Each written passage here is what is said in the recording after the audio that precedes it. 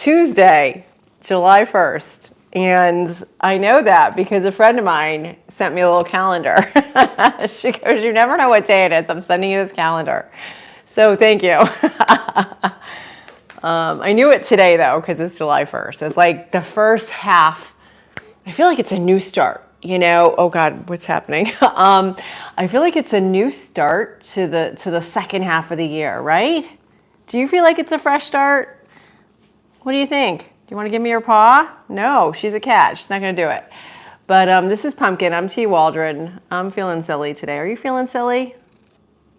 I would love it for you to meow back. That'd be kind of cool, but she probably won't. Anyway, this little coffee with some protein shake.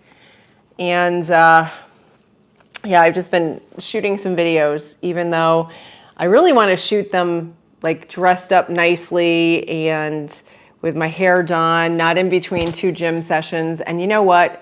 Done is better than perfect. So I'm just doing it. You know, it's like, okay, because my colleague is, he messaged me last night and he's like, hey, do you have any more content for me to edit and put the thumbnails together? I said, no, I don't, but I'll work on it. So here we are. So good morning. And I'm just getting it done. I've got to stop being such a perfectionist. I don't know if that ever slows you guys down, but sometimes I just want it, I build it up in my mind and I want things to be done so well. And it's important that I just freeze. So I just have to do it and get it out there and hope for the best. Oh, this doesn't look great. It looks like a giant roll, but it's really not that bad. Anyway, I'm gonna turn the camera more to the cat. There you go. Okay, that's better. So I hope you're having a good day wherever you are. Let's inhale through our nose and exhale through our mouth. And inhale and exhale. And we're slowing down our breath. I'm going to take a sip. Oh, that's good. And as we do this, we're just being present. Be present for yourself. Be present for your soul. Be present for you. Okay, inhale. And exhale.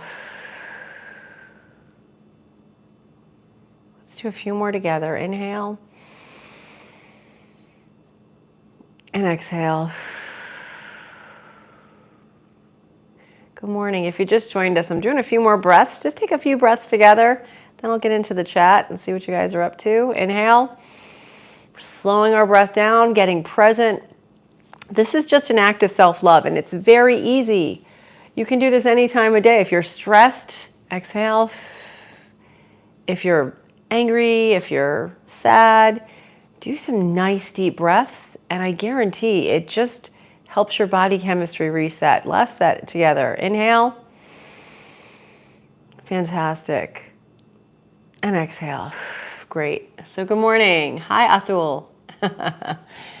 How are you today? We're doing well. It is July 1st, and it's the first half of the second part of this year, which is so exciting. I feel like it's a fresh start. You know, I feel like, okay, the first half of the year is done.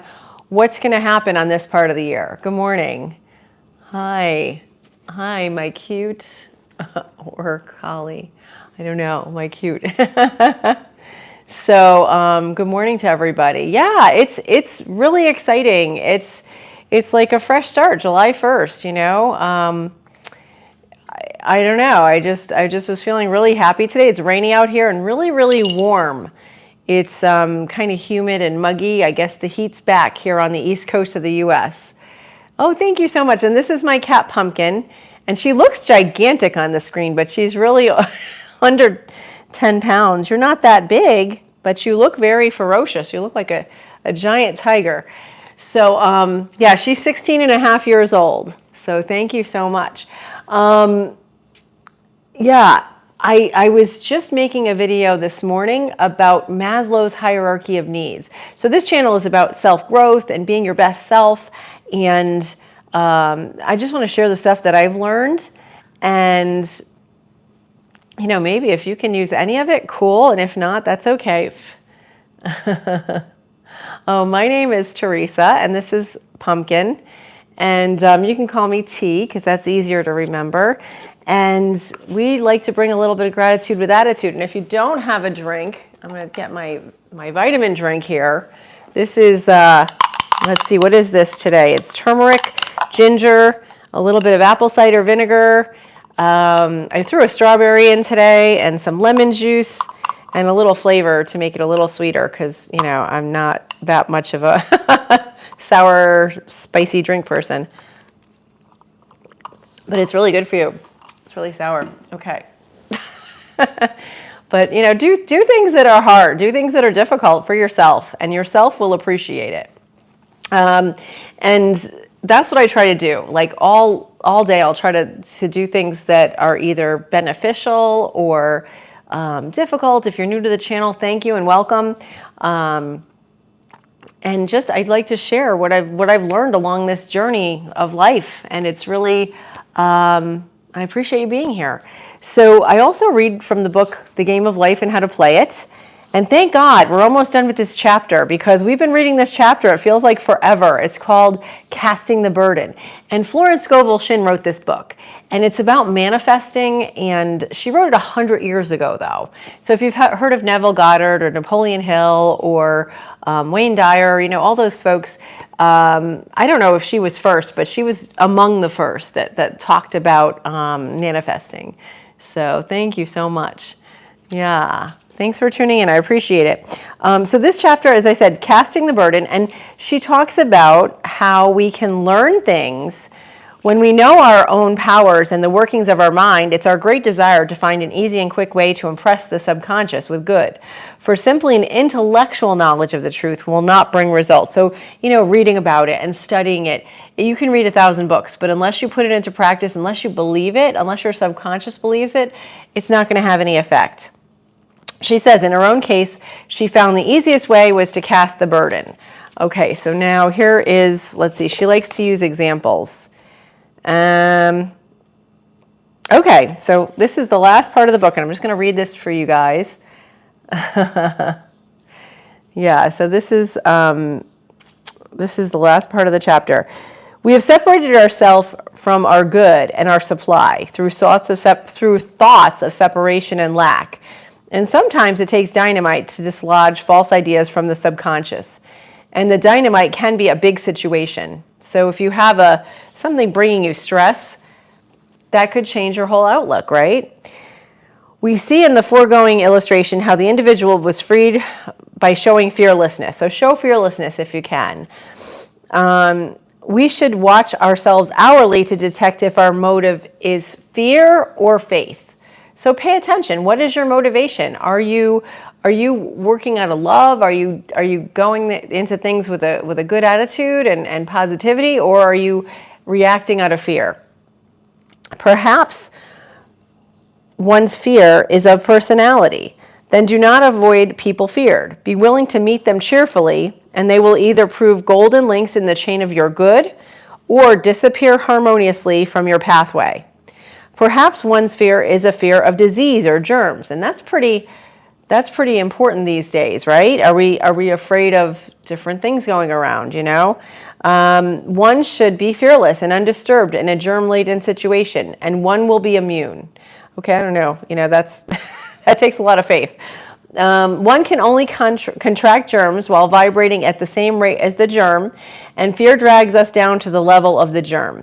Of course, the disease-laden germ is the product of carnal mind, and all thought must objectify. Germs do not exist in the superconscious divine mind, therefore are the product of our vain imagination. Wow, that's very powerful stuff.